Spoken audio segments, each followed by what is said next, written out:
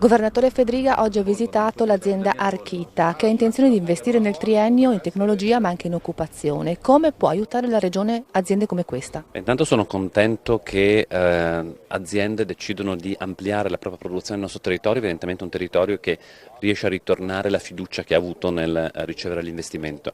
Oltretutto la Regione ha un sistema di contributi alle imprese ma anche di aiuti fattivi, per esempio nel accompagnare il processo di ampliamento, accompagnare la necessità di ampliamento del personale che ha messo a disposizione ormai da qualche anno, da quando c'è questa amministrazione regionale, e che vuole favorire appunto l'attrattività del Friuli Venezia Giulia.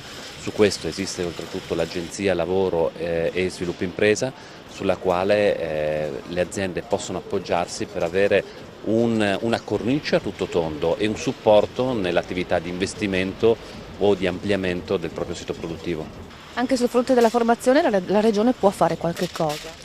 Sì, noi proprio come sistema regionale riusciamo ad attivare in pochissimi giorni i corsi formativi rispetto alle esigenze delle imprese stesse. Abbiamo collaborato ovviamente con diverse imprese del territorio, in questo modo noi riusciamo a favorire i percorsi di riprofessionalizzazione, di andare a dare nuove opportunità a chi in quel momento il lavoro non ce l'ha e aiutare l'impresa a trovare il personale di cui ha necessità. Non solo, chi prende persone in stato di disoccupazione ha anche un contributo da parte della Regione.